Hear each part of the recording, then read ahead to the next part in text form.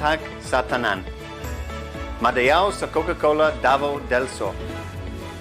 It's my honor to welcome Mayor Lau and members of the Davao del Sur LGU to our wonderful plant. We wish we could be with you there in person, but we find ourselves doing the new normal and greeting all our guests virtually. Rest assured, this is just the beginning, and we look forward to 2021 and many, many, many more years to come for us and our business there.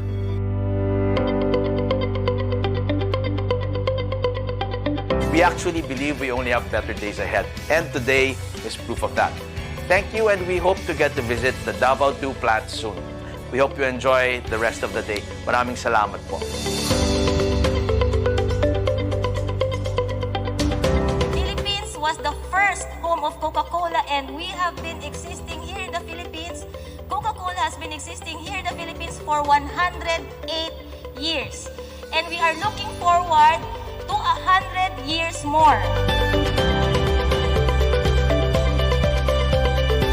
As Joy shared, our footprint in Mindanao is expansive, with some of our most advanced plants in the region. The products we manufacture here in Davao del Sur reach as far as Luzon and Visayas. This is why we are very committed to further strengthening our manufacturing infrastructure in the regions. Thank you for keeping the fire burning. I want to thank our partners, our suppliers, the LGU for supporting us in this endeavor.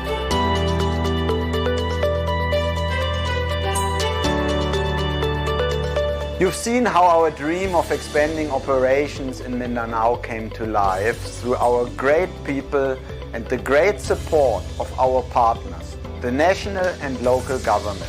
Our Davao del Sur plant is one of our most advanced plants in the Philippines. And in our commitment, we will continue to do our best to keep it not just one of our best plants in the country, but we will make it world-class. And this is actually a part of our commitment in building and helping our nation, but also our dream of producing a 1 billion unit case in the near future. So adding this line is just a start, and you will see some vacant space. Who knows? The next coming years, we'll expand more here in Davao del Sur.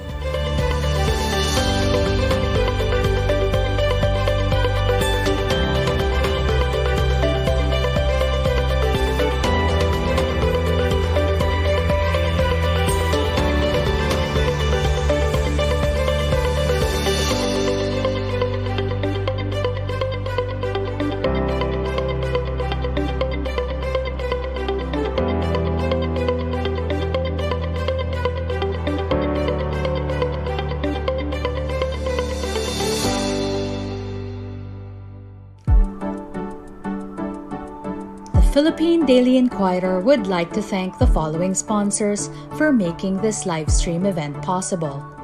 Coca-Cola Beverages Philippines Incorporated, creating an agile, game-changing, and world-class supply chain. Medicard, prescribed by doctors. PMFTC Inc., delivering a smoke-free future. Toyota, download the My Toyota app for Android and iOS. We'd also like to acknowledge the organizations that have partnered with us. Thank you to... We'd also like to thank Inquirer.net, Mega Mobile, and Inquirer Academy.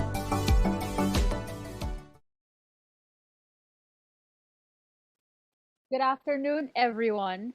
Thank you for tuning in to the Inquirer Project Rebound webinar series presented by the Philippine Daily Inquirer. My name is Pam Pastor, and with me is Dax Lucas, Inquirer Business Writing Editor, who will be my co-moderator for this live stream event. The Philippine Daily Inquirer and its sister companies introduced Project Rebound in the desire to empower Filipinos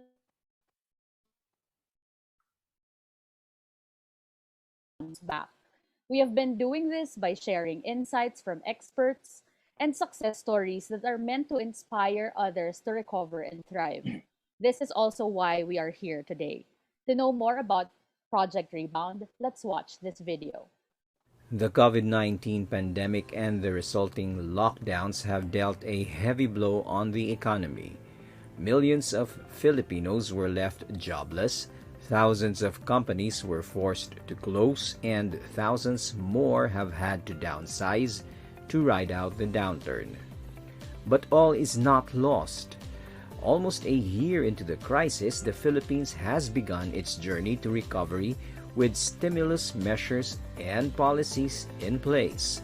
Filipino companies, groups, and individuals have also shown their resilience and are slowly regaining their footing. The Philippine Daily Inquirer, along with its sister companies, seeks to do its share to help the Philippines bounce back from this unprecedented crisis by doing what it does best: tell the stories that empower the Filipino. Through Project Rebound, the Philippine Daily Inquirer will share expert insights and inspiring stories of how businesses can accelerate their recovery, how to retool and recalibrate to survive and even thrive amid the COVID-19 pandemic in collaboration with the government, civil society, and the private sector. With its 67 million strong reach across multimedia platforms, the Inquirer Group is indeed in a favorable position to inspire a rebound from the crisis. Together, we can and will overcome. This afternoon, our topic is logistics and supply chain, capturing the gains and the boom in Philippine logistics. Well, we all know that helping move goods from point A to point B is critical to the smooth functioning of our economy. But the ongoing coronavirus pandemic has really made the business of logistics very real for many of us at the individual level. Whether you're having vaccines delivered or shopping online or even ordering takeout food. So today we will talk about this key life-saving and sanity-saving industry and help our audience understand why it matters to them, and maybe more importantly, how to take advantage of the current logistics landscape. Pam? Before we introduce our guests, we would like to give an exclusive offer for our viewers. You can get a free 30-day trial of the Philippine Daily Inquirer's digital edition, Inquirer Plus. We are flashing the details on your screen so you can see how to get this free trial. You can also visit shop.inquirer.com.ph to know more about Inquirer Plus. Okay, now I can introduce our panelists. Let's start with our first speaker, Danielle Ventanilla. Danielle Ventanilla is the president of the Transnational Diversified Group, TDG Logistics Division. TDG is a conglomerate of over 40 companies with over 20,000 employees. The logistics division of TDG is into international and domestic freight forwarding, shipping, container yard operations, inland depots, domestic logistics and distribution, and also aviation and ground handling operations through joint ventures with global companies like NYK Line, CJ Logistics, USEN Logistics, Laguna Gateway Inland Container Terminal, ICT, TSI, and more. Danielle is the president and director of most of these companies in TDG. Danielle has over 30 years of experience in logistics and graduated from University of the Philippines in Diliman with a degree in BS Mathematics, major in Actuarial Science. His logistics expertise is complemented by information technology, and he has assisted in the development of the Philippine logistics infrastructure through projects with JICA and the Philippine government. Good afternoon, Danielle. Yeah, good afternoon. Just like to explain some of the names behind it, okay? Our group handles more than 50% of the cars you see on the road through our NYK Automotive Logistics. We have facilities in Batangas and Laguna. Part of it also is during the port congestion in Manila, that was 2014. We set up a solution with ICTSI and came up with the Laguna Gateway Inland Container Terminal, which will ensure that the port is not congested again. And we are also present in 15 airports around the country, handling ground handling operations for domestic and international airlines like our friend here from AirAsia, Mr. Ricky. And more recently, we are into e-fulfillment centers and last mile deliveries through our CJ Logistics partner. So we service the e-commerce players like Shopee, Lazada. And more recently, we brought in vaccine, coming Moderna vaccine for through our USEN Logistics air freight team. Thank you for welcoming us here. Thanks, Pam. Thank you for joining us today. Thank you, Danielle. Now we have our next speaker, Martin Koo, who is the country manager of Ninja Van Philippines. Mr. Koo graduated with a Bachelor of Arts in English Language and Literature and Letters from Boston University. Prior to Ninja Van Philippines, he acquired marketing experience in both Hook and Zalora. This has equipped him with the knowledge of the e-commerce space and the ability to solve problems in a rational manner. His vision for Ninja Van Philippines is to be the preferred logistics service provider while ensuring that there is a Ninja or a Ninja Van within reach of any consumer in the Philippines. In his spare time, he enjoys collecting sneakers, comic books, traveling, and eating. I agree with all of those. Good afternoon, Martin. Hi, Dax. Good afternoon. Thanks for having me. Yeah, thanks for that great introduction, by the way. I'd like to talk a bit more about the Ninja Van as a business and share with you guys a bit more about what we do here in the Philippines. Ninja Van is a leading last mile delivery service provider here in the Philippines. If any of you guys are online shoppers, we may have already served you guys in helping connect you with some of your favorite sellers online. Ninja Van currently spans almost 100% of the country, serving Filipinos all across the nation, and offers really inclusive services in the form of last mile delivery services to sellers of both big and small. Thanks, guys. Thank you, Martin. Yeah, Ninja Van has delivered a lot of my online shopping during the pandemic, and I'm sure Dax will agree. Our next speaker is Chris Alfonsos Damoy. Chris Alfonsos Damoy has been a director of Chelsea Logistics and Infrastructure Holdings Corp since its incorporation and is the appointed president and CEO of the company. He was appointed in March 2017. He's also the president and CEO of Chelsea Shipping Corp and its subsidiaries. Chris is currently the president and CEO of TransAsia Shipping Lines Incorporated and its subsidiaries. We're going to be talking about all these in a bit. Good afternoon, Chris. Thanks for joining us. Yeah, thank you, Pam, and thank you for that introduction. And good afternoon to the viewers, fellow speakers, and moderators. Just to quickly summarize what we're doing, we are a shipping and logistics company and doing also some infrastructure proposals to the government for a PPP projects, specifically on airports and ports. But currently, our basic operations is shipping and logistics. We also operate warehouses and fleet of trucks. We do middle mile and last mile deliveries, but more on the middle mile to our fleet of ships all over the country. We cover at least 90% of the major ports within the archipelago of the Philippines. Some of our ships is also trading international, specifically tanker vessels that either brings products from overseas to the Philippines or from foreign country to another foreign country.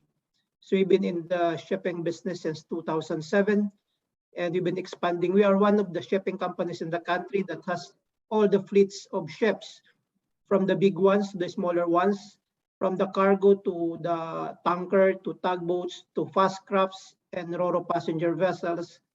Name it, we have it in the fleet. So we can provide not only shipping service, but logistic solutions to our customers. Thank you and good afternoon.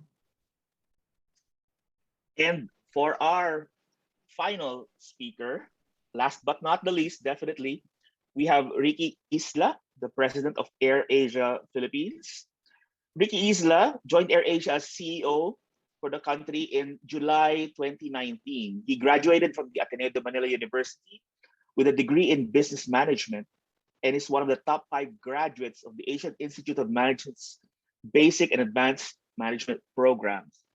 Ricky has over 40 years of experience in domestic and global operations, including retail and sales distribution, business development, marketing and innovation, and general management across a diverse range of industries such as telecommunications, property development, and consumer and retail firms. Good afternoon, Ricky. Uh, Here we go, Ricky. You're on mute. Sorry. My It has to apologies. happen. Yeah. That's okay. Go ahead. Good afternoon, Pam and Dax. Good afternoon to all our co-speakers this afternoon.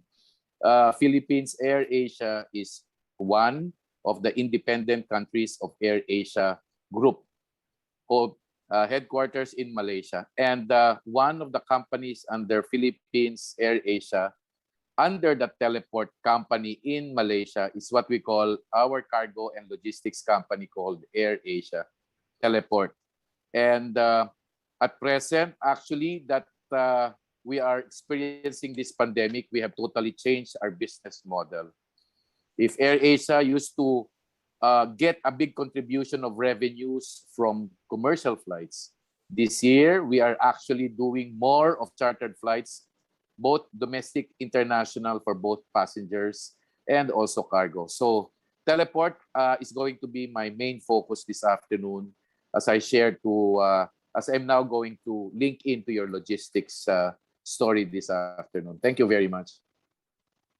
Thank you so much. Now, let's begin our discussion. This first question is for all of you.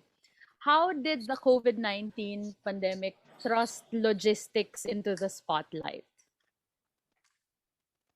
Who wants to start? I can start. Okay. Okay.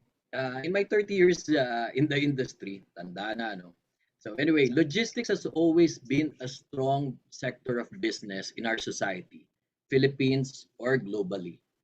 It has been continuously growing because population continues to grow. Okay, so more cargo moves. However, this industry is always in the background of the business. It's not seen. Logistics is primarily the movement of people and goods, the goods which we normally call cargo, essentials, or supplies. So when the pandemic hit, or COVID-19, the movement of people was literally stopped due to the lockdowns.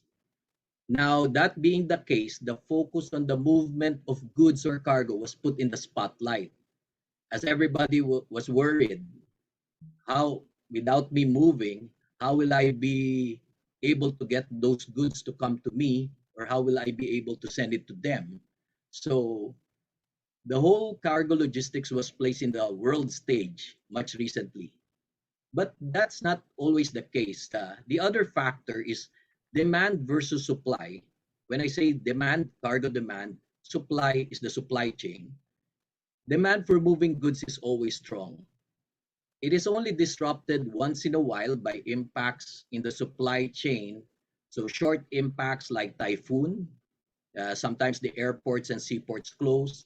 Then locally induced impacts like the 2014 Manila port congestion, when a Manila mayor had an ordinance against trucks, it stopped the whole chain.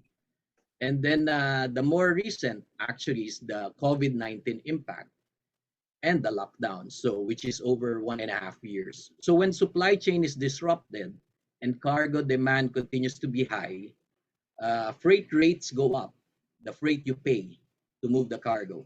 So cargo logistics goes into the spotlight again. So logistics has been our moving our goods for all these years, and it continues to grow. It just evolves in a new form. However, much recently, when people stopped, we got worried. We wonder how things move.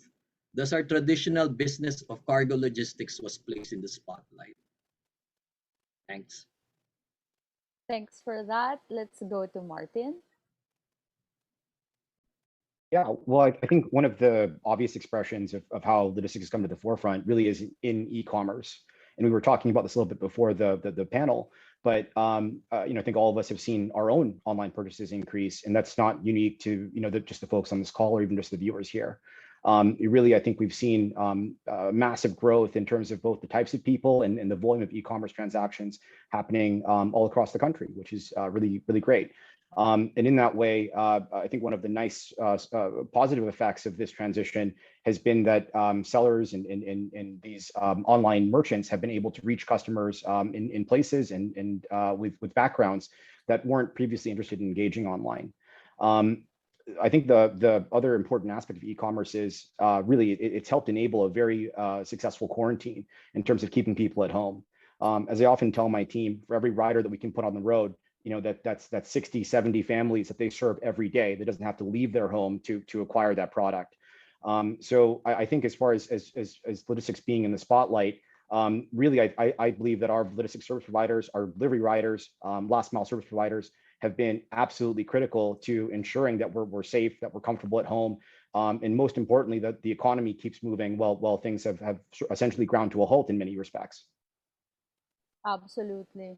And I agree, even people that you don't normally expect to know how to order online, like my grandparents now know how to order stuff online. So things have really changed. And it's true, like I really consider all our delivery riders heroes of the pandemic, because really otherwise we wouldn't be able to stay safe inside our homes. Let's hear from Chris next. Yeah, as mentioned earlier by Daniel, that logistics has been not really on a highlight prior to pandemic, but now during the situation of COVID, we're really in the forefront, considering that it's not only about supplying the basic needs, it's also supplying survival requirement. We've been moving a lot of medicines, essential goods, testing kits, and these are necessary. In fact, it is one of the time that the government really realizes the value or the importance of logistics, considering that they give really a specific memorandum that there will be an unpaired movement of essential goods and medical supplies, which is necessary not only to our survival with the pandemic, but also on our daily sustenance. In prior to pandemic, we just enjoy getting our coffee, our chocolates, our gadgets at our houses without really realizing how it gets to our respective house. Now, considering that we are trapped in our respective homes, we see the value of logistics. In fact, though the shipping cost, as mentioned earlier by one of the speakers, may have increased in some way, but on a limited manner, especially on the domestic scene, compared to international, which the cost rise as much as 1,000%. But in the domestic, it has been very manageable, maybe 5-10% the most. So it really supports the current crisis, and it's really very necessary for our survival. And the e-commerce surge, which accelerated the growth of e-commerce as supposedly projected prior to the pandemic, requires also the middle mile and last mile delivery, thus enable the logistics to really take this limelight during this situation. And it is not only a matter of necessity, but it is also a matter of survival. True. I think logistics was something that we all used to take for granted without, we didn't think about the guys like you who were behind the scenes getting the stuff that we needed to us. But yeah, the pandemic has renewed our appreciation for that, because we just realize how important it is, like the things that what you do for all of us. Next let's hear from Ricky. Yep. Actually, the airline business and the cargo/logistics business are like twin brothers. You cannot do without the other. So when this pandemic happened, our commercial flights for passengers declined by a huge, I would say 20 to a huge 80%. You can just imagine the number of flight frequency that we used to fly was like 4,000 a month, significantly reduced to about 500 to 1,000 flights in a month. And that was a big business cut as far as we're concerned. So what we did actually, because of this pandemic, we transformed and innovated such that we have to keep the business running by putting in more chartered flights for both passengers and cargo logistics. It's not only that, we totally have to change the way we manage logistics and cargo. If before it was just from one airport to the other airport, now what's happening is we are now serving actually very soon, and we're doing a soft run, a transformation from, for example, airport to airport up to the last mile, bringing the goods to the household. So, for example, 3 tons of, let's say, suha, okay, from Davao Airport to Manila Airport or Clark Airport, and until finally you're able to pass it down to what we call our sellers in barangays and supermarkets. So that totally changed the business model of cargo and logistics. So it's now beyond medical supplies and PPEs, but still we have to keep food, produce, seafoods, basic goods, such that we are now also just recently got what you call our dangerous goods permit.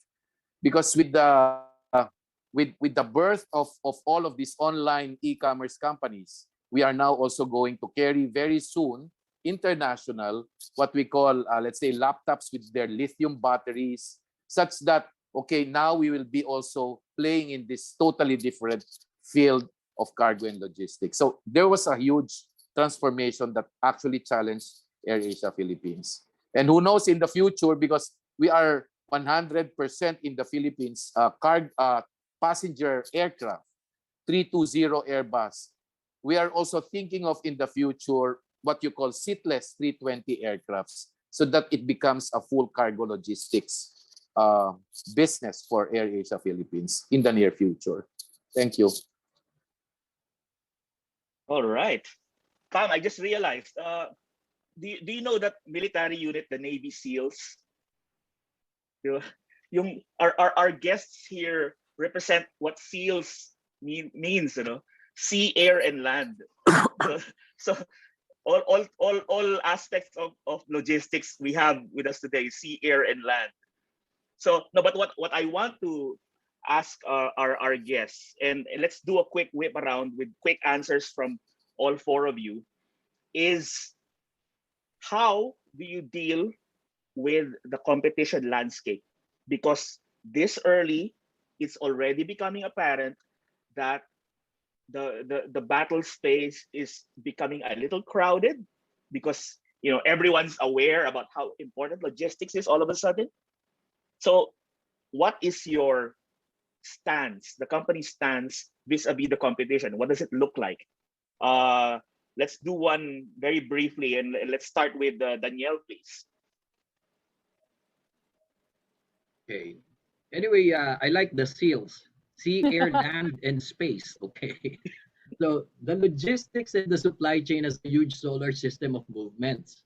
As the connection of these movements is where each logistics company should find efficiency, because we're talking competition here.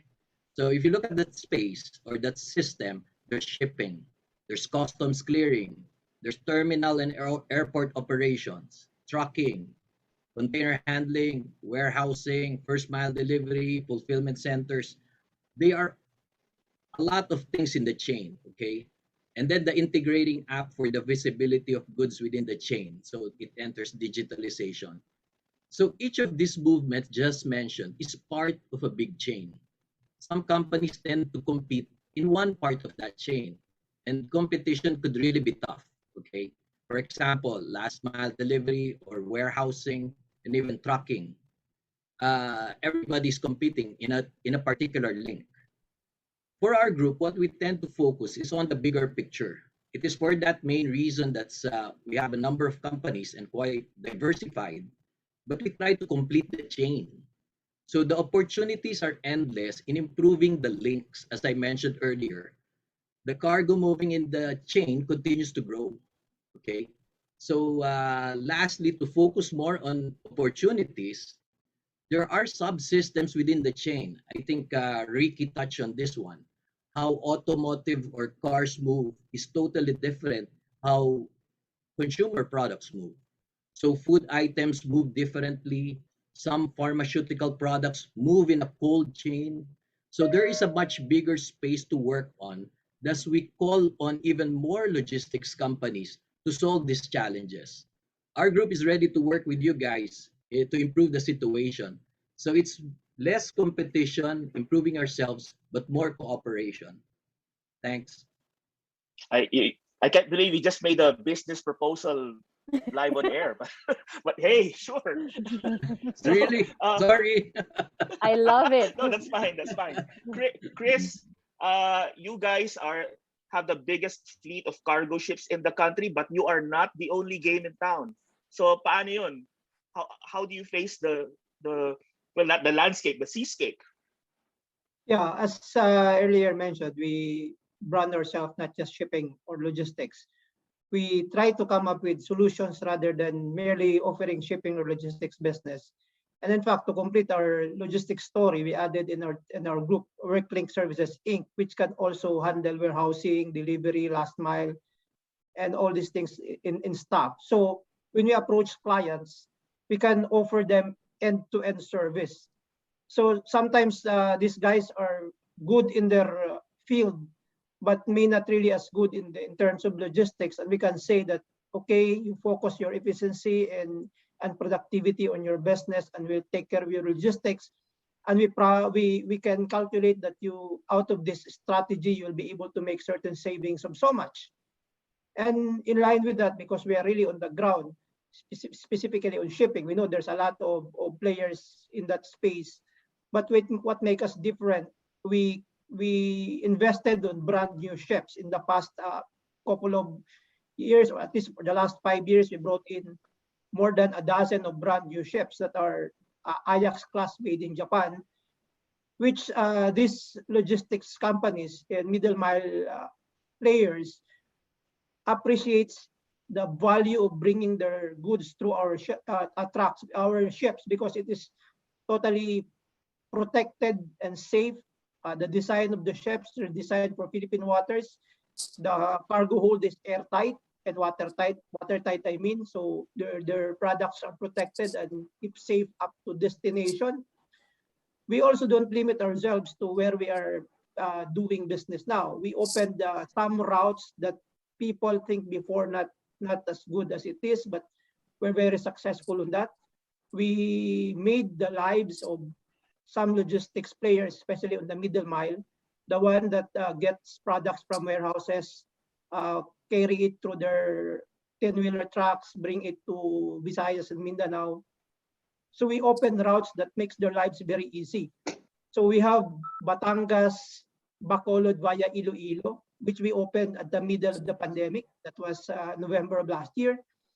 And we opened also this year, Batangas, Cebu, Batangas, Bugo. So this makes we presented this one to management and say that you will do this route. They said nobody does that for the nth year. But when we did that route, we were very successful and in getting 100% load factor, because instead of going to Bacolod for 3 days or 5 days, now you load your truck filled with from fast food supplies, meats, poultries, and so on and so forth. The following day, you're in Bacolod, or the following day, you're in Cebu. It's very easy and it's very convenient. You need not to wait for longer because it's a play of speed, not only price, but a number of logistics, middle logistics, is willing to pay the price so long as it's efficient and goods arrive there instead of a week. It arrives there in 24 hours or less, because other modes can bring your product in certain points for 3 days to 5 days. Doing it Roro, like the one of our offerings, you can do it in 24 hours. Very efficient. So it's really more on giving more solutions, make their lives easier, and give them savings. And this equates to more business with these business partners. And sometimes I might add, you just need a lot of capex to really stay on top of the game, diba? So Martin, when I said the landscape is getting crowded, I had your space in mind because this it's very visible. You can see it. How are you approaching this situation? Yeah, thanks, Dax. Really, I think that there are a couple of dimensions here that are really important to consider when we're talking about competition for last mile delivery services. The first is that, unfortunately, many aspects of logistics are very much commoditized, right?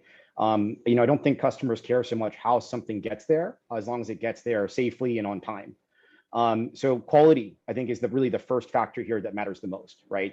I think anybody with a couple of bikes can start a logistics service, but to do that well and do that well at a very large degree of scale, the hundreds of thousands of deliveries every day that Ninja Van has to handle, is very, very challenging. So I think that's the first dimension that sets us apart from the pack. Is really just our ability to operate such an incredibly large network, serving almost 100% of the population at a very, very large degree of scale. The other factor here, of course, is being able to maintain that. And I think that's where technology comes in as a key differentiator for us. I really think of Ninja Van as not just a service business or logistics company, but more of a technology business, because technology is really what has created this foundation for us to operate this large network. Every rider across the country uses our proprietary Ninja Van app, which allows us to better plan and manage deliveries and ensure best in industry visibility across our entire network on our parcel movements. The last component here that I think is really important for our customers is Ninja Van is constantly looking ahead and thinking about how else we can serve our customers and how else can we use this big network that we've built to create products and service lines that are compelling to our customers. Domestically, a couple of examples that I think are really exciting for us. One, at the beginning of the quarantine, we recognized that access to essentials was one of the biggest problems that we had. Pam, you mentioned earlier your grandparents shopping online. I have a lot of elderly folks in my family as well, and just getting access to groceries was a big challenge. We partnered with Pure Gold to help open up their home delivery service, and that's become very, very successful. And we're now serving delivery out of almost every one of their stores nationwide now. Secondly, we also recognized that customers wanted more options in terms of how to engage with Ninja Van, whether through our web platforms, through an account management team, or something else. And we were also able to open a very exciting partnership with MiniStop, where now across almost 100 stores across Metro Manila, customers can pick up and drop off their parcels for deliveries nationwide. Finally, we really try to think about the needs of our customers and how we can make use of this broader regional network that we are very fortunate to be plugged into. We recognize that in many cases, our fashion sellers, for example, here locally weren't manufacturing here. They were sourcing from abroad. And the behavior was to jump on a plane, maybe one of Ricky's AirAsia flights, and pack a couple of suitcases worth of apparel and then bring those things back. But Ninja Van recognized that, hey, we're also serving that seller in Indonesia or in Thailand and the seller here in the Philippines. And we created an upstream sourcing product called Ninja Direct, which now allows those two sellers to essentially network and provide a basic procurement service, making use of our origination capabilities in other markets, our international line haul capabilities to get products in market, and of course, our core last mile delivery network to help deliver those products straight to your customers. So I think ultimately the sum of these parts is what really makes Ninja Van a very competitive and ideal partner for most businesses. I see a lot of college students who are taking up business administration and supply management on our Facebook feed, and I guess they should really latch onto this idea you mentioned, Martin, that the service or the product you provide must be compelling, especially when it's that commoditized, right? I mean, finally, Ricky, well, Yes. the competition landscape, Yep. I cannot imagine. It's so challenging for you guys at this moment. Please go ahead. Yep. Dax, it is really very challenging for AirAsia to be in a very competitive posture as far as cargo and logistics are concerned. For one, our aircraft 320 is big, okay? So we are very selective of where to actually open our destination. So for example, if all other airlines can serve even the small airports that can be only reached by a turboprop aircraft, like let's say Siargao, we cannot go there because AirAsia, which is a low-cost carrier, okay, manage its number of aircrafts, and more importantly, in the Philippines, just to manage also in terms of technical expertise, a low-cost carrier should only focus on one aircraft type. So 320 cannot land in that part of the Philippines called Siargao. Another pressure is this. The 320 is a big aircraft. And as a matter of fact, because it's a big aircraft as compared to competitors wherein they have what you call cargo aircrafts, turboprop cargo aircrafts, and all other kinds of cargo aircrafts that I think we cannot be able to compare ourselves at par, because a 320 can only offer what you call the belly part, which can carry about 8 tons of cargo. And because of that, we have very limited space. We have very limited capacity. Therefore, our prices would also be challenged. So price to me is very important. That's why right now we also look at the possibility of at least managing our profitability as compared to a high profit passenger business. But at least, we are able to carry and build the business with regards to cargo for both domestic and international. And finally, I think in the long term, the question now is, are we going to get those kind of what we call cargo logistics aircraft? I think that's the way to go. And there will be some shortcuts. Like, for example, if we can actually do some seatless aircraft, Airbus 320, then so be it. We will do it as long as we can be very competitive. So in short, you have to reinvent as long as you think you will hit the market and get it running. I think you can become a good player in the near future. I think you're correct, Ricky. Reinvention has become crucial to Yes. so many people in so many industries. Now, for our next question, I wanted to ask you guys, we've discussed competition, but what are the main logistical challenges that your companies face in our country? We can start with Danielle. Thanks, Pam. Yeah, talking about developments in the country, actually, the private sector has been investing in this field for years. And I feel the challenges are getting addressed lately. But I would say there would be two: continued development of infrastructure and continued reforms in our customs clearing process. Okay.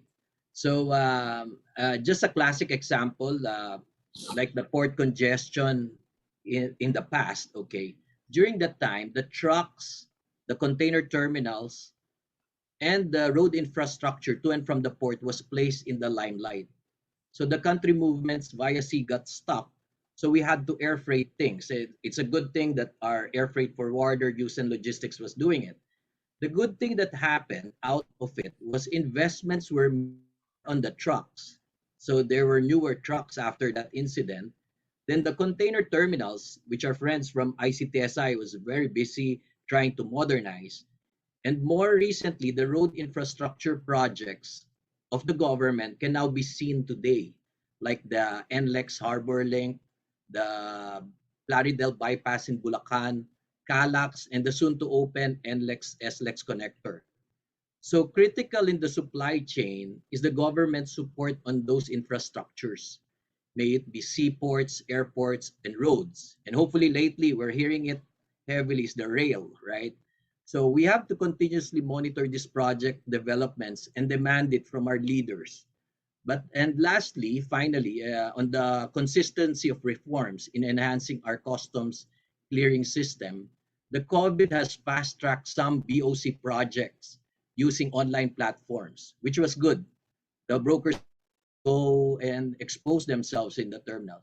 So we hope this can continue with much transparency because it works in other countries. So it will definitely work in the Philippines. So just to the infrastructure and the customs clearing process, the government can help us reinvent logistics in the country. Thanks.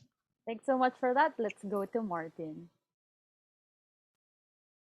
I think when I think of the challenges for this industry in this space, I'll extend the additional bit, the definition here a little bit more broadly to incorporate the broader e-commerce landscape. Really, I think it starts with our sellers, right? These guys that initiate making products available to our consumers nationwide, and the Philippines has always been a very entrepreneurial economy. We're a very entrepreneurial country. And I think the government has been invested in supporting small businesses. And I think we need to continue to do so, both in terms of how we can be strong service providers, providing very relevant and inclusive solutions for our MSMEs, as well as continuing to improve the ease of doing business. Now more than ever, with the economy having been closed for so long, I think it's really important that we empower these small businesses to help keep us going. And as a logistics service provider, having the right kind of solutions and really democratizing access to the range of services that traditionally had been reserved for larger businesses. Access to services like COD, for example, was something that we were very passionate about in the first couple of years of NinjaVan. Secondly, the degree of geographic fragmentation that we have here in the Philippines is quite unique. I think there's only a handful of countries in the world that are as geographically fragmented as what we see here in the Philippines. And we touched on sea, air, and land earlier, but really we have to make use of all three of these things to reach many of our fellow Filipinos all across the country. So infrastructure, and I think ensuring that logistics companies have the means of accessing these consumers is very, very important, both empowering our economy and ensuring a successful logistics industry. Our riders have had to be very, very creative in terms of how they've been able to access our customers. I've seen everything from these handrail push carts to loading on the sacks in the back of Carabao to cross a rice field, and it really speaks to, I think, the resourcefulness and entrepreneurship from our riders. The more that we can improve and invest in infrastructure, and the more that NinjaVan as a business can invest with them, I think the better off that we will be as an industry. You're right, Martin. No, when you think about it, like 7,000 islands, that's such an impressive thing to think about or say. But in terms of logistics, that's crazy. Let's go to Chris. Yeah, for challenges, if you look at the short term, what is currently we are facing is really on the shipping side. It's really the restrictions that has been happening all around. It made very difficult for business to move, and we still do not know when these things will stabilize. If you look at on our side, like the airlines, we've been really struggling on the passenger side, and our investment has been focused in the last 5 years, has been focused on Ro-Ro passenger vessels, which the mix of the revenue is almost 50-50 at certain instance or certain route. And now you're moving your vessel with almost 0 passengers. Maybe you carry 5 or 10 people of the normal 1,000 capacity ships. So it's the short-term challenges, but we know that with the improvement of the vaccination pace of the government, hopefully things will start to improve in the coming months or quarter or years. But that's in the short term. On the long term, I agree with Daniel that infra is really one of the problems that has been faced by companies like ours in shipping, that created certain congestion in certain ports across the country. It's not limited to Metro Manila. Even outside Metro Manila, there are congestion. There are certain times that your ship has to wait for 5 days or a week before it gets docking. So your movement of vessels becomes limited. So the cost effectively will be higher, because instead of being able to make 4 or 5 trips per month, you may end up doing only 2 trips. Your fixed cost will be higher. But we acknowledge that there are efforts by the government to modernize ports and even airports across the country. We've seen a lot of ports across Visayas and Mindanao and parts of Luzon that has been improved, developed, expanded by the Philippine Ports Authority. So some other challenges, as mentioned by Daniel, other than customs, we also have some challenges with other regulators in implementing certain rules and regulations in shipping. So if you look at the country, there's still a lot of ships that has been trading in the islands. Thanks for the 7,641 islands, which makes our business very relevant. And being the bridge for these islands, the government and all the private sector should acknowledge that the shipping sector or shipping industry is very crucial to the economic development of the country. But the regulations, we still see that there's lack of regulation regulating the operation of ships. You can still see ships running in the sea, that we believe below standard. And the implementation of ensuring that we are using ships or trading ships that are within the safety standards of the country and is fit for the passengers. If you go around, even you don't go far, you go Batangas, you can see ships that even the regulators is afraid to clear because it really looks unsafe. But unfortunately, this continues to be issued with certificates.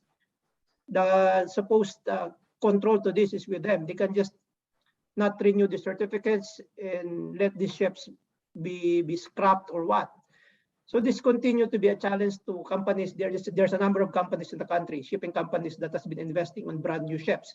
You buy a brand new ship costing you $20,000-$30,000, or $20-30 million, and end up competing with ships that is costing you 20,000-30,000 pesos. And you cannot, in the Philippines, the problem in the Philippines is even if your ships are pretty, you cannot really price higher than competition, even if your competition is running on a very low operation. We call it maybe unsafe ships for that trade. So there's lack of regulations and maybe some political will to be able to phase out these ships for a safer voyage for this. And it's not only about safety of cargo, it's also safety of passengers, because this carries passengers, and even those rolling cargo, they come with drivers and a helper, so you still carry those people. So the government should be serious about it, clean the industry, and to give better and safe service to the country. Agree. Oh, that is so crucial. It's so depressing. Yeah. Mind-blowing yung parang it's such a basic thing, diba? Like the safety and regulations. That's so important, and I hope that we make strides in that area. Ricky, let's go to you. Yep.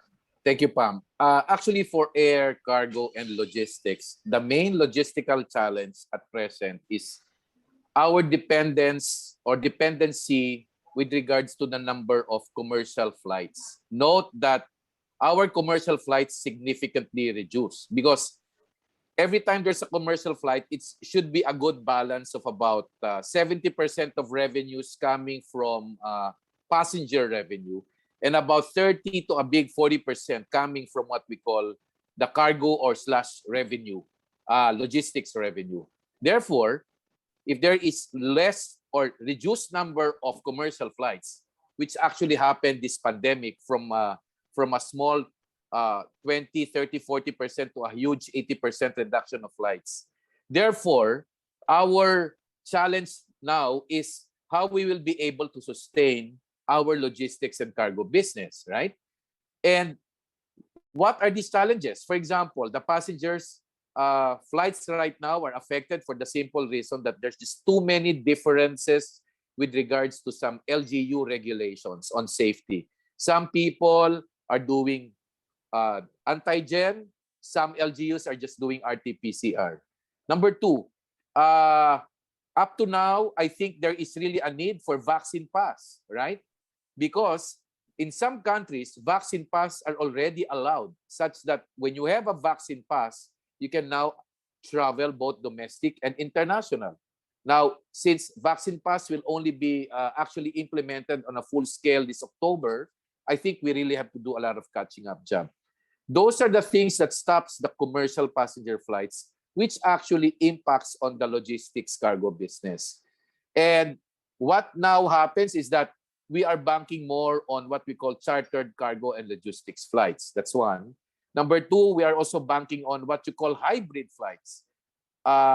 Chartered cargo, outbound Manila, inbound Manila, chartered passengers. So those are what you call mestizo or hybrid flights. But of course, the biggest challenge is I just hope that the passenger flights business would pick up fast, recover fast, so that automatically the cargo business is going to follow and build more destinations and more flights in the near future. Thank you. it's fascinating that these different aspects of logistics all have their own sets of challenges. And again, that's something that us as like the consumers take for granted. We thank you for sharing your thoughts with us. If you're watching, we know like Dax mentioned, we have a lot of college students watching. We also have people from Legazpi, from Cagayan de Oro. I saw some other cities. If you have questions and you want our panelists to answer them, send them in. Just type them in the comment section. We're going to ask them to answer for you. Before we continue with the next part of the program, we're going to have a quick break. So stay tuned for more. I want to be like Mama when I grow up. Mama says learning can take us from where we are to where we can be.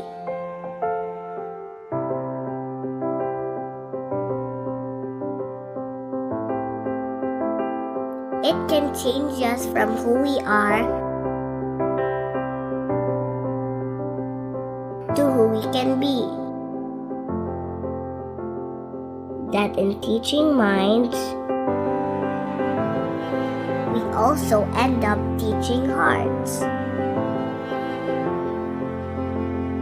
Thank you for taking care of Mama Mina so that she can inspire more people to do more.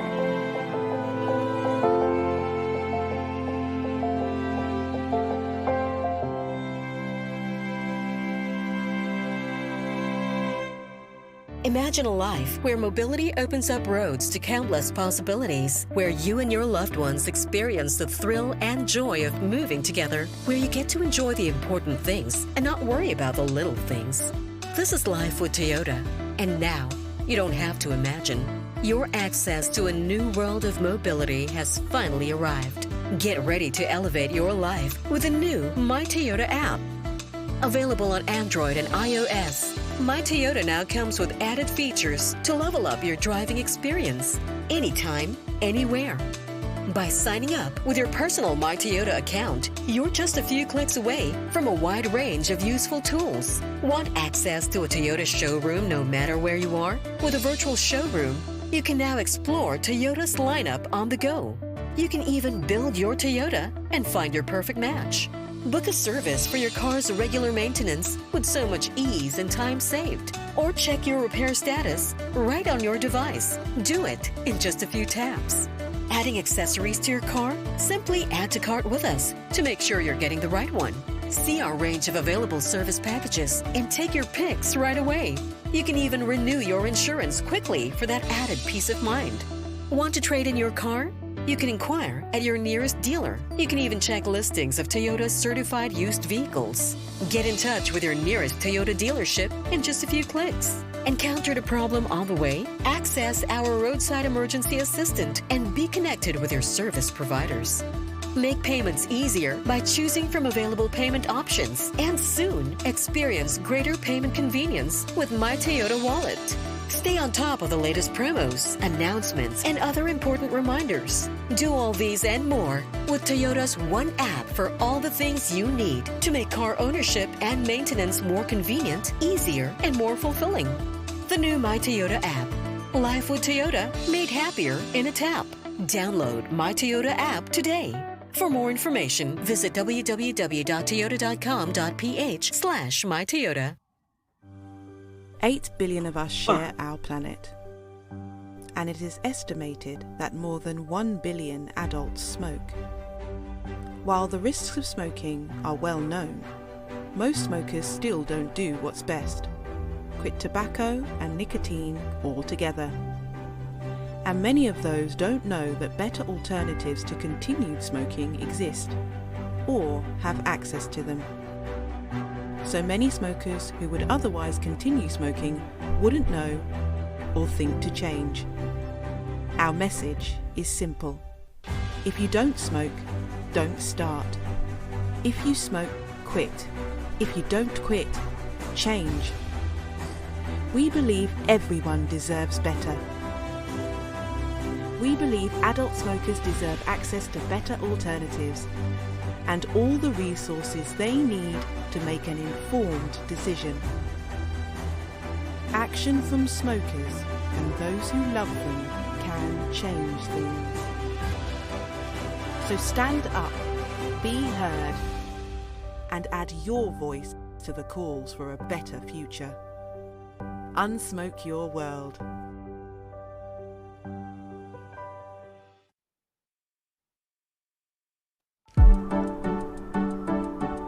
The Philippine Daily Inquirer would like to thank the following sponsors for making this live stream event possible. Coca-Cola Beverages Philippines Incorporated, creating an agile, game-changing, and world-class supply chain. Medicard, prescribed by doctors. PMFTC Inc., delivering a smoke-free future. Toyota, download the My Toyota app for Android and iOS. We'd also like to acknowledge the organizations that have partnered with us. Thank you to... We'd also like to thank Inquirer.net, Mega Mobile, and Inquirer Academy. Hello, everyone. Thank you once again for tuning in to the Inquirer Project Rebound webinar series presented by the Philippine Daily Inquirer. Now we're going to move on to the last part of our online discussion, and now we're going to ask you a question from one of our partner organizations. This one is from the Philippine Chamber of Commerce and Industry, or PCCI. Anyone can answer this question. Since the pandemic happened, the shift to online transactions has become imperative. It introduced new consumer trends. This pushed for the transportation and logistics companies to accelerate their digitalization. How are the transportation and logistics companies in the country coping with the necessity of digital transformation? Who wants to go first? I can take this one. Okay. And then let's go to Daniel after. Go, Martin. Sorry to cut you off, Daniel. Ninja Van, I think, has always been a technology-first business, as I mentioned. So, it's really been at the heart of how we've thought about our business and how we've built our company since day one. I think the main shift that we're seeing really is the digitalization of the broader market. And for us, that means making the way that people want to access our product more inclusive. So we have, I think, first always had a set of what are called APIs, essentially integration points that companies can integrate with. But in the years since we've been operating the business, we recognize, again, many SMEs are using plug-and-play solutions like Shopify, or even just operating their logistics services or e-commerce services rather on developed points that will allow them to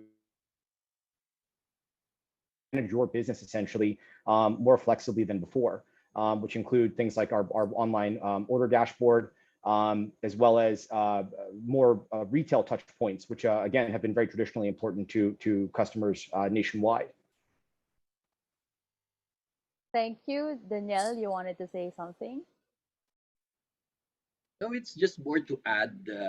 The current e-commerce right now, it's very strong, okay? The apps are there.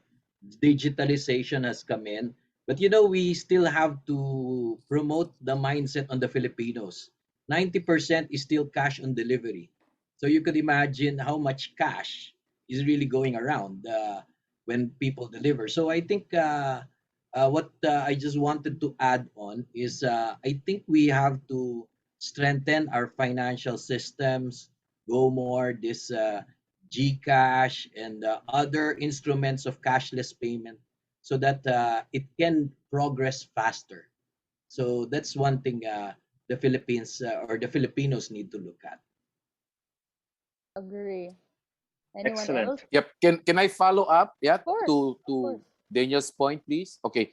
I strongly agree that there is really a major change happening right now with the influx of all the new mobile apps and services like applications on shopping and e-commerce, the new payment facilities. Those are very important factors that an airline company with cargo and chartered business, cargo and logistics business should immediately adapt to. So in short, for example, if we just do, as I mentioned earlier, an hour ago, that we just do airport to airport transfer, we have to follow the flow of goods now, because people don't go out to buy. What they do now is, when you follow the flow of goods, you actually deliver the products direct to their household.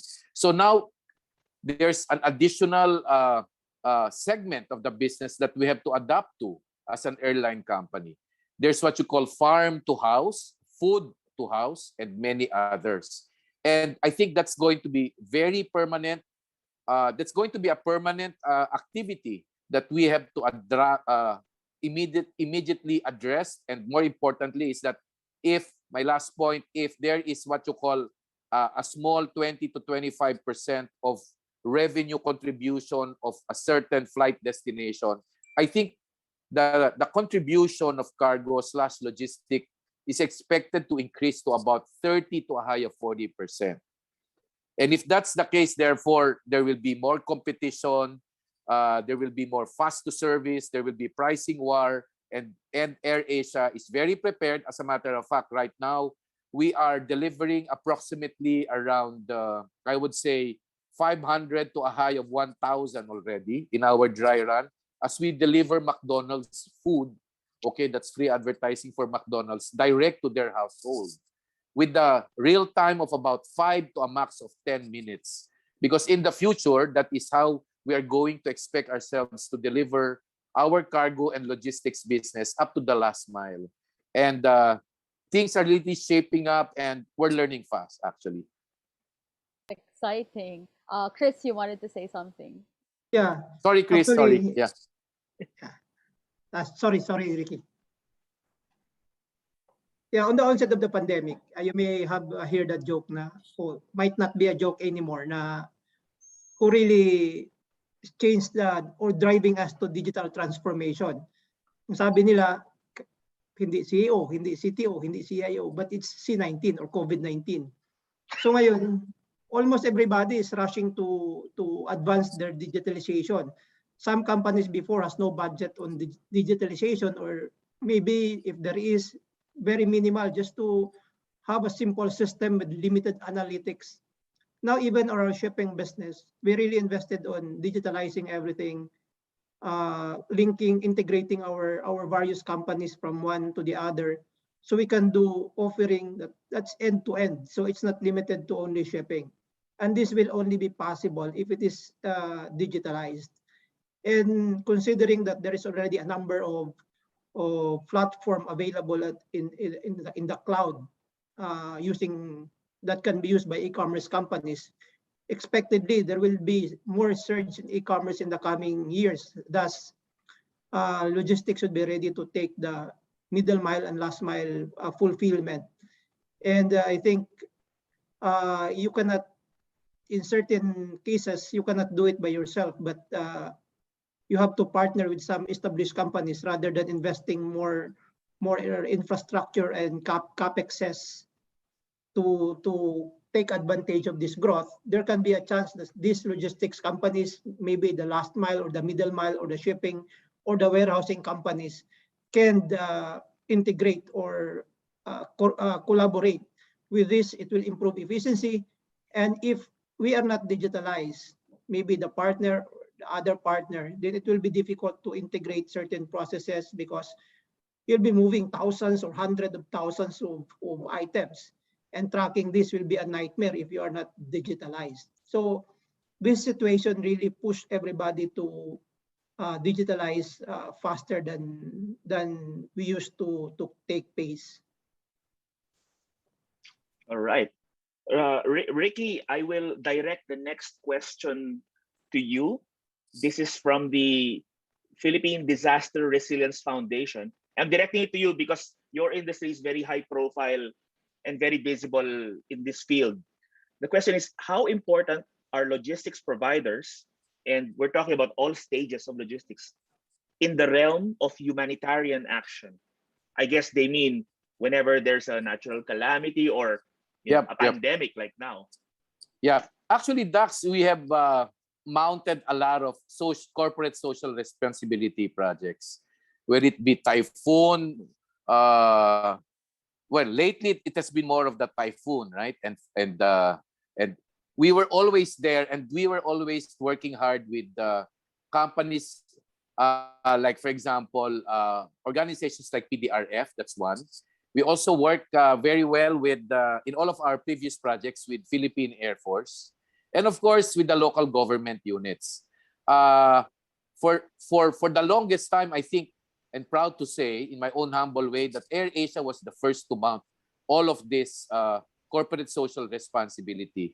Not only in terms of what you call disasters, but we are also currently working on what we call providing lights to the fishing villages, because we are also the official airline partner of Liter of Light of Ilac Diaz, and we have been to almost about 6 to 8 cities or provinces or fishing villages, and we have flown a lot of solar powered lights to all of these fishing villages.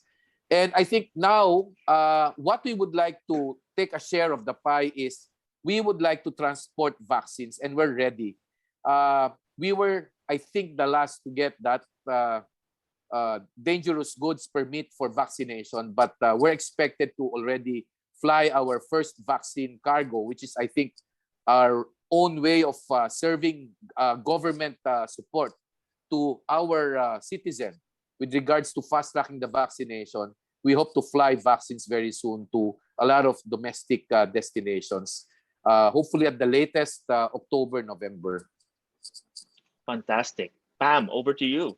Yes, Rig, I wanted to say that I remember AirAsia vividly because of the efforts after Yolanda. I remember that we were sending relief straight to the AirAsia cargo to be Exactly, brought to all yes. these. Yeah, Yes. so yeah, I will always Yep. love AirAsia because of that. Yeah. Okay, next question. This is for all of you. How do you see your sector ending 2021 compared to last year? Who wants to go first? Okay, Daniel, please go ahead. Okay, mamadali no? So anyway, I think 2021 will be a strong year. The movement of goods, as mentioned to you, continue to increase, and e-commerce has grown substantially. As mentioned, the solar system of the supply chain is really huge. Today, our group is actually operating e-fulfillment centers through our major partners, CJ Logistics and our friends in CJ Transnationals. So they are the biggest logistics company in Korea. I mentioned e-fulfillment center. I don't want to sound Greek. What is it? So traditionally from factory, the movement of good is from factory, goes to the warehouse, to the store or the malls, and then to the consumer. This chain slightly changed with e-commerce. The warehouse to the store has been integrated, and we are now calling it e-fulfillment centers. So like the normal SM supermarket, it's like 1,300 square meters. Our e-fulfillment centers we operate are over 30,000 square meters. So you would see it's like a huge supermarket or department store with goods on the shelves and hundreds of these pickers or people getting those goods from the shelves for you once you click that button from Shopee and Lazada. So then it is packaged, labeled, and delivered to your home or office. So once again, there's that killer app on visibility in the chain to make sure we consumers smile as we get our deliveries and track it. So that will continue to grow in 2021. And the growth is not even single digit, it's double digit. So it will continue to grow, and everybody knows katatapos lang ng 9-9. So get ready na yung 10-10 sale. So yung pamilya ko mahilig dyan. So I think yeah, we expect a better 2021 ending this year. Thank you so much. Who wants to go next? Chris, go ahead.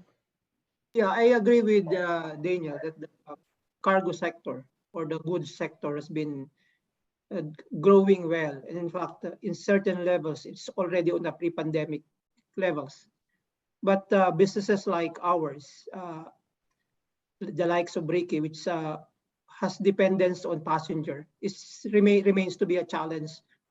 And by the looks of it, currently passenger utilizations of ships and even the overall utilization of airlines still very, very low. It's far below the break-even level. And on the pace that it's seeing, it will be maybe a year or a couple of years before it stabilizes. But yes, on the cargo and cargo segment has been doing very well. That's why we're trying to optimize all the segments on our business that is serving the cargo side and try to manage the cost on services that has high dependence on passenger. So generally, if you look at it on that equation, this year may be a little better than 2020.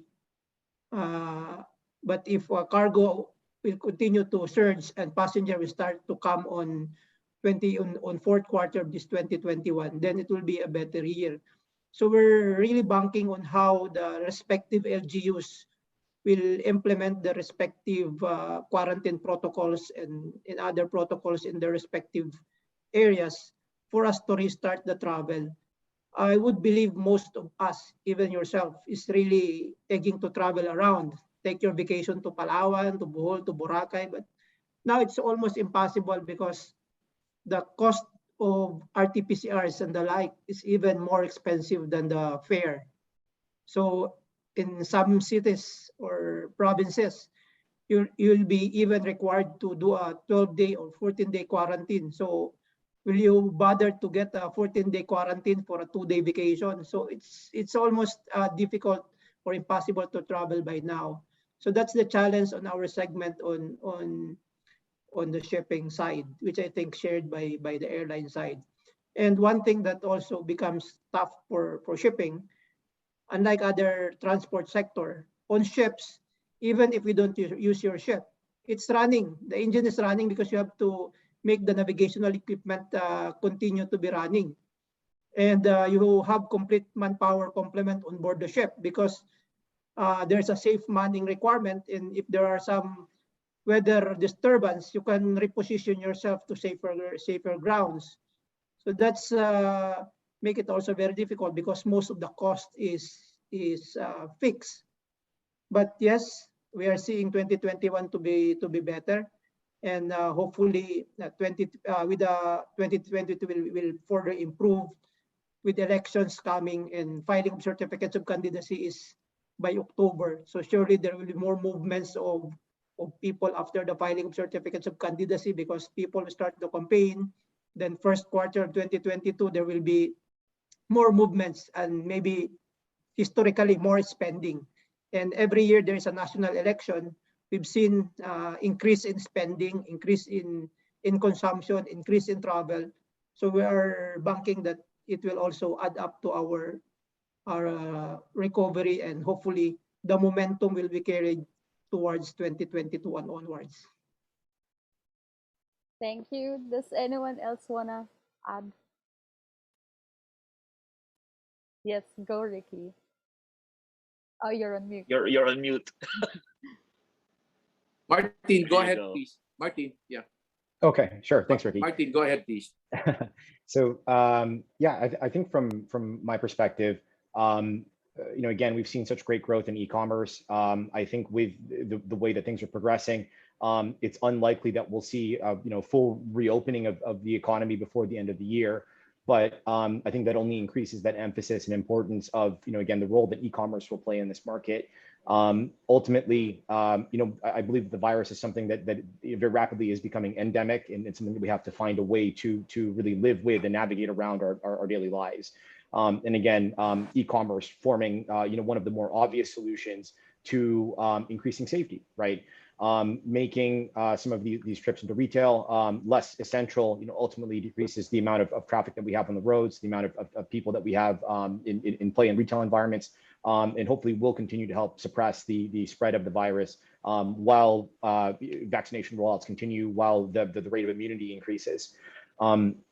So ultimately, I don't think the country is looking at as strong a December as maybe as we're used to per se, but certainly better than last year. I think we're on the right track. And as Chris was saying earlier, I do think that we're on this positive path to growth through to next year. And of course, logistics is absolutely essential in underpinning all of this and ensuring that we can continue to reopen safely, that the economy keeps moving, and that we have a successful holiday season this year. Thanks so much, Martin. Let's go to you, Ricky. Thank you, Pam.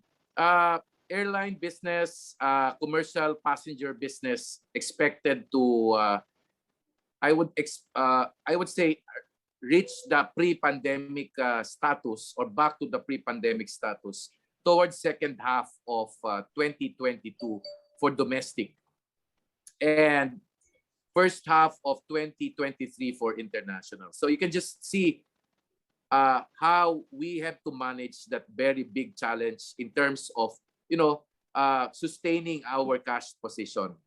Therefore, I think the way to go really is go cargo and logistics, and be very agile, and as a matter of fact, look even as far as the possibility of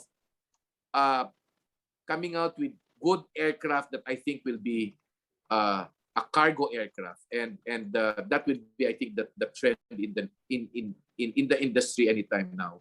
Cargo is the way to go, and chartered passengers also. For example, especially Philippines, who has a total of about 12 million Filipinos, we can also mount a lot of chartered flights for OFWs. And if that's the case, therefore, it has to be a hybrid passenger OFW flights and with the belly part of an aggressive cargo business. So those are, I think, what you can get synergies from the existing Philippine market as well. Thank you. Okay, let's do a quick question very briefly for Danielle, Martin, Chris, and Ricky.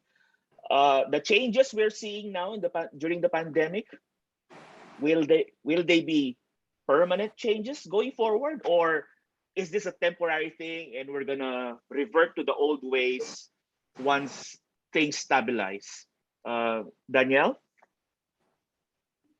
Yeah, I think from our point of view, it's a new normal in which movement of cargo will also revolve around it. In order to lessen our exposure on this uncertainty, definitely e-commerce is here to stay and it will continue to evolve. So I'm sure we will not go back to the way it was before, not so much. So all different products around move in different ways, as I said earlier. So the transparency on the supply chain has increased due to the apps. Digitalization in logistics has accelerated and it is here to stay. Thank goodness for that. So we look forward to these new developments, even transform, as we mentioned earlier, our customs clearing system. Cash on deliveries will definitely, we need to evolve it and make the payment over cashless matters. Because in logistics, in order to lessen people exposure on sites, we began automation, which will continue to happen in the warehouses, in the fulfillment centers, and even in the container terminals. So ships, as Chris is mentioning, ships will be operated with less crew on board with all the smart technologies. Actually, today, our international ships are going cashless. So even salary of the crew, giving the money to the captain, it's already cashless together with remittance to the families of the crew. So we set up even a maritime community payment system called Marco Pay. So it's an app like GCash, okay? So COVID has accelerated all these changes, but despite the new shape of the supply chain will take, the increase in cargo movements will ensure 2022 is a much better. So we just have to simply visualize a better way of moving all these things. So I think it's here to stay, the new normal. Fantastic. Martin, the COVID changes, permanent, temporary, or some kind of hybrid in between? I'll take the middle ground here, Dax. I think it's definitely going to be somewhere in between where we started and where we are now. I fully agree with everything that Danielle has also shared here in terms of e-commerce being here to stay, right? E-com has always been a question of if not, when and not if. Ultimately, this behavior of, I think, transacting more online will be very much something that's here to stay, and we'll continue we'll see growth across the board for. I think what maybe will ratchet down and return a little bit more to normalcy is the degree of caution that businesses have to operate with. Obviously, there's a lot of cost friction associated with operating in the pandemic. And I think, again, once the immunity rate comes up and vaccination rates have come up, hopefully this is something we can relax and enable better utilization of a lot of resourcing, especially in the physical space. Automation coming in is something that Ninja Van's also looking towards. I think it increases the safety and scalability of our spaces. And of course, the more that we can digitize and improve the reliability of our services and platform, that's something we will continue to invest with. So yeah, I think something of a mixed bag here. Fantastic. Chris, for the cargo shipping business, what kind of impact has COVID made or will leave on it? My take is most of the changes now will stay. Because if you look at it, if you outline what was said by Daniel and Martin, these changes has been, say, something that we are aiming not as quick as how we implemented it today, because we are forced to do it, considering the demand of the pandemic. So we realize faster that digitalization is rather foundational rather than aspirational. So people now get used to it, and they will continue to use e-commerce. They will continue to do shopping online. They will continue to enjoy that convenience. And if the economy will start to recover and people has more disposable income, this will further grow. Because I would believe there are a lot of people now as thinking, oh, if I have the money, I should have shopped more. But considering that the income is disrupted now, so even with the disruption of income, the e-commerce growth is very significant. It's close to 30% year on year. And it's not the growth that is expected without the pandemic. We expected that e-commerce in the country will really grow, but not at this pace. It was almost everything is accelerated because of this pandemic. And I think it's here to stay. If you look at China, which has been ahead of us on online payment, e-commerce, they have been there 5-8 years ago. So we're catching up. So these things will stay and will continue to evolve and improve. Ricky, the stakes are pretty high in your sector, your industry. Yep. Actually, Dax, I think it's going to be a very permanent thing. All of these changes that's happening right now, and the people were able to accept and made it part of their usual everyday habits. But as a matter of fact, I think it will even further improve because all of the tools and the apps are getting better and better. For example, AirAsia now has made a very robust customer experience platform, which is now called airasia.com. We are now more than an airline. We are now into cargo, logistics. You can book now your flight, hotel, and activities in our airasia.com. You can even, for example, translate your points not only through tickets, but also, for example, in terms of merchant partners like food and shopping, duty free. So all of these apps are getting better and better. And when the apps are getting better and better, there's stronger traction to consumers. And it's back now with a very efficient payment facilities like, for example, GCash, which I expect to further grow in the next 2 to 3 years, and most likely will be cannibalizing a lot of payment facilities in the market because it's CX excellent. That's just my point of view. Same with PayMaya, which is also on the part of PLDT Smart, which is getting better and better and more robust in terms of offering. So all of these things will significantly improve the behavior of consumers and will be a sticky factor and and build retention to all of these services. So if you don't play digital, which is commonly used cliche, you'll be left out in the market. Thank you so much for that, Ricky. There's so much more that we want to discuss, but that's all the time we have for this Inquirer Project Rebound webinar. Once again, thank you so much to our speakers for sharing their valuable insights with us. We're going to be ending this online discussion with a closing message from each of our panelists. Let's start off with Ricky. Okay, so again, thank you very much, Pam, Dax, and all to my, to all, I think they're calling me now. Your next meeting. Very busy. And I hope there's a part two. It's a very interesting group. Thank you to my co-speakers and to our moderators this afternoon. I just would like to impart that I know that we're the one of the biggest hit by the pandemic, but I tell you guys, AirAsia and all other airline companies, because we're all members of Air Carriers Association of the Philippines, are raring to go to serve the country and to be part of this recovery program. We just hope that not only the private sector will move faster, but most importantly, the public sector, the government, both local and national governments.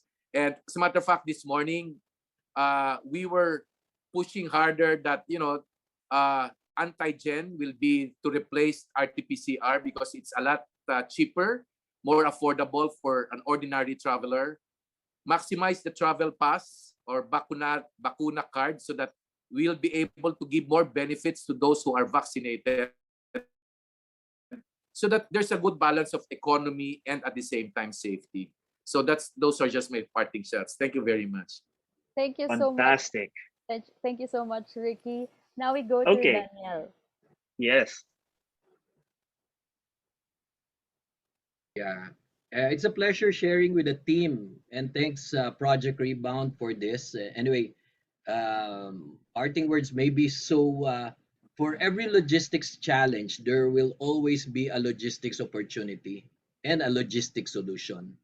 It will encourage new solutions, which will become new businesses. So goods need to continue to be moved. Logistics always has a solution to that. Thus, business will continue to thrive.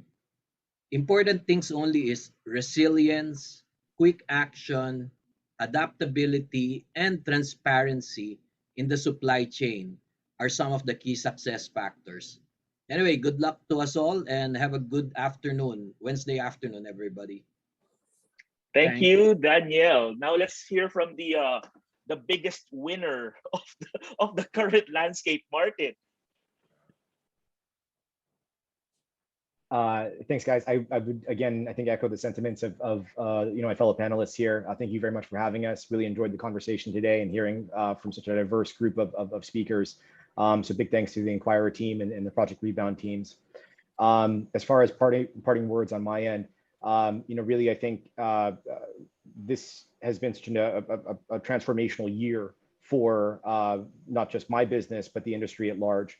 And would really encourage those watching to continue to participate in this digital economy, this burgeoning digital economy, to embrace it with open arms. Because I think it's something that again is very powerful and something that will really redefine how we as Filipinos continue to interact with each other and interact with the brands and services that we appreciate most, despite the lack of physical connectivity that we may have. So thank you to all of our Ninja Van shoppers and shippers, and looking forward to serving you guys through what is, I expect to be a very, very busy holiday season. Thank you. Excellent. And now let's hear from Chris. Yeah, once again, thank you, Inquirer team and Team Rebound. So it was mentioned by one of the panelists earlier that we are seeing that the COVID will really stay, and instead of just fighting it, we have to live with it, try to find a way to be able to survive. And one thing we learned really in this pandemic, as mentioned by Danielle, is really resilience, adaptability, and being more creative.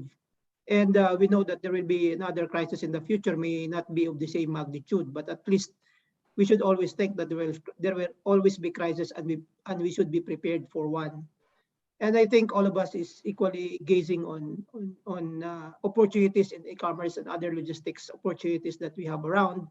And considering the rising middle class, high consumer spending, young and tech savvy individuals, or the millennials, that is also driving the economy.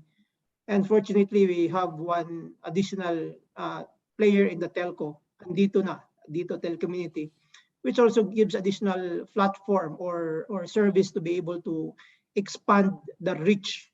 Especially, it's one of the problem that has been raised in the past as to there are areas that is not covered, internet service improvements, and so on and so forth.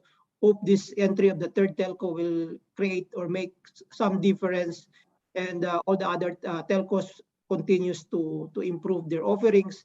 So with all of this combined, so we're really looking that logistics will continue to grow, though there are still challenges on the passenger sector, as mentioned by Ricky. Also, it will take a year or maybe a little over 1 year for it to go back to its pre-pandemic level. But we are hopeful, and with the efforts of the government, the vaccination, things will start to move and improve in the next couple of months at least. And let's just be safe as always.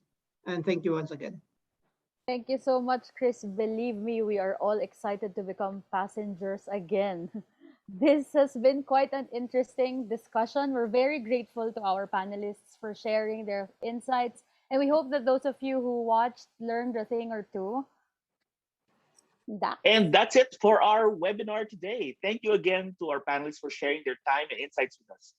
Thank you once again for being part of the Inquirer Project Rebound webinar series presented by the Philippine Daily Inquirer.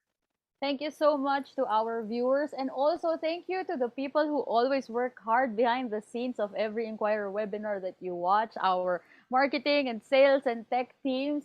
We'd also like to thank Inquirer.net, Mega Mobile, and Inquirer Academy. Continue reading the Philippine Daily Inquirer for authoritative news and features. Once again, I'm Pam Pastor of Inquirer's Lifestyle section. And I am Dax Lucas from Inquirer Business.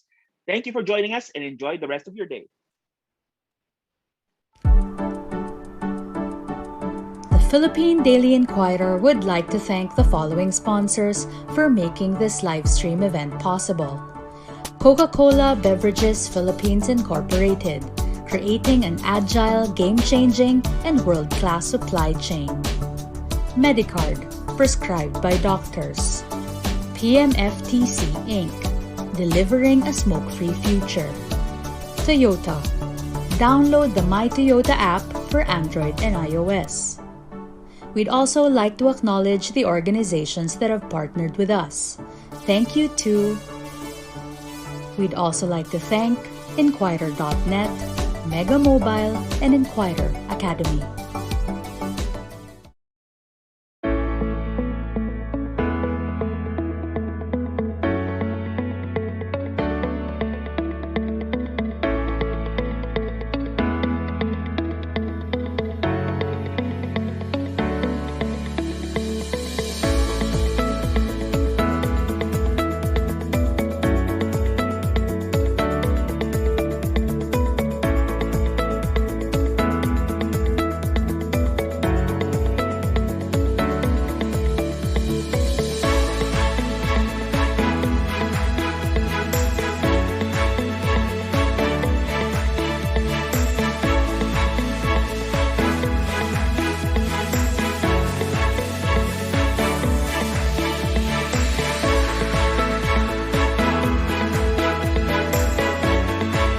Maayong buntag sa tanan.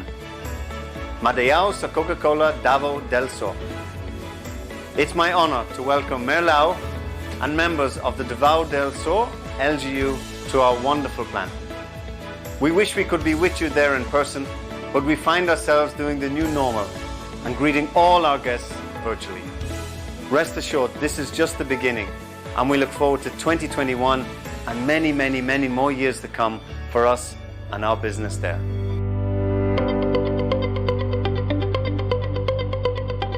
We actually believe we only have better days ahead, and today is proof of that. Thank you, and we hope to get to visit the Davao 2 plant soon. We hope you enjoy the rest of the day. Maraming salamat po. Philippines was the first first home of Coca-Cola, and we have been existing here in the Philippines. Coca-Cola has been existing here in the Philippines for 108 years. And we are looking forward to 100 years more. As Joy shared, our footprint in Mindanao is expansive, with some of our most advanced plants in the region. The products we manufacture here in Davao del Sur reach as far as Luzon and Visayas. This is why we are very committed to further strengthening our manufacturing infrastructure in the regions. Thank you for keeping the fire burning. I want to thank our partners, our suppliers, the LGU for supporting us in this endeavor.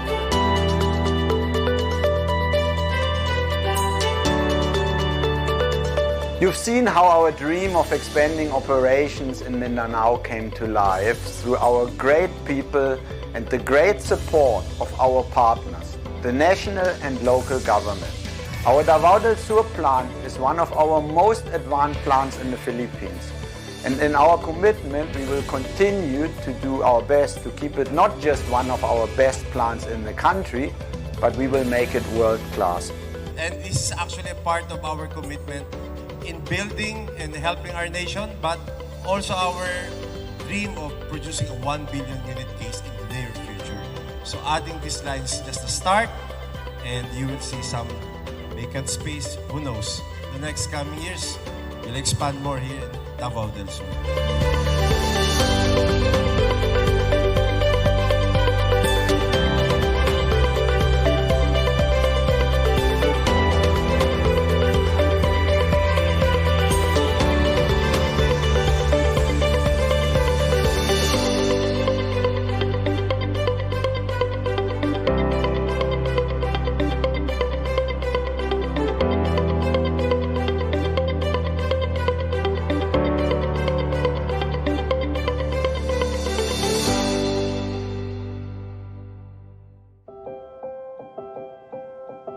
I want to be like Mama when I grow up. Mama says learning can take us from where we are to where we can be.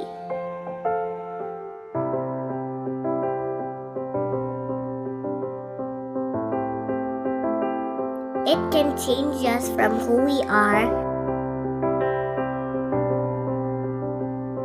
to who we can be. That in teaching minds, we also end up teaching hearts. Thank you for taking care of Mama Mina so that she can inspire more people to do more.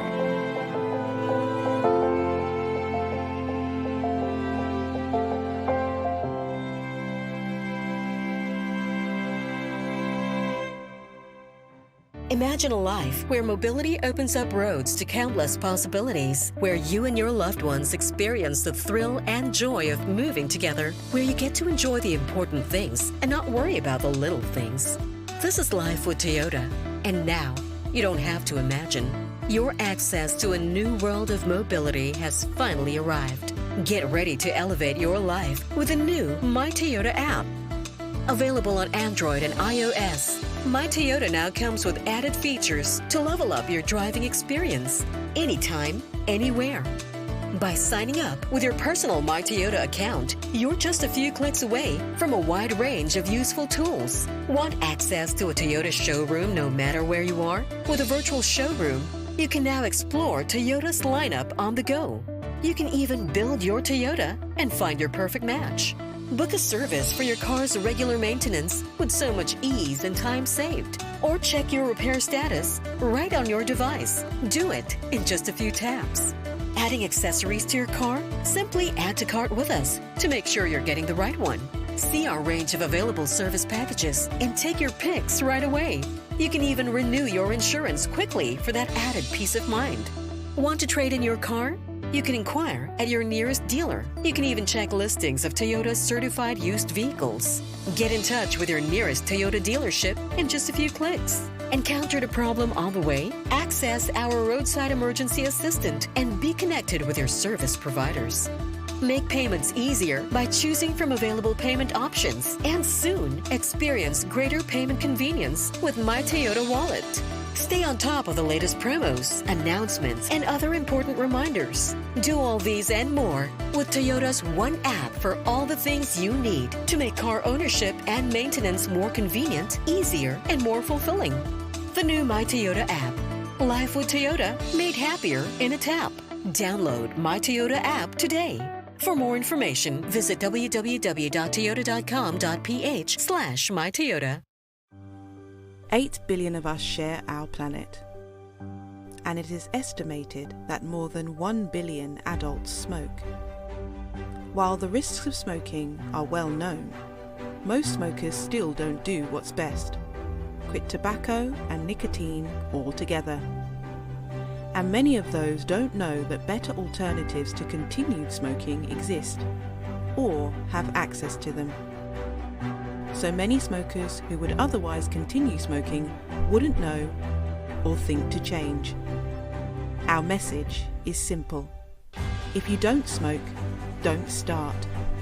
If you smoke, quit. If you don't quit, change. We believe everyone deserves better. We believe adult smokers deserve access to better alternatives and all the resources they need to make an informed decision. Action from smokers and those who love them can change things. So stand up, be heard, and add your voice to the calls for a better future. Unsmoke your world.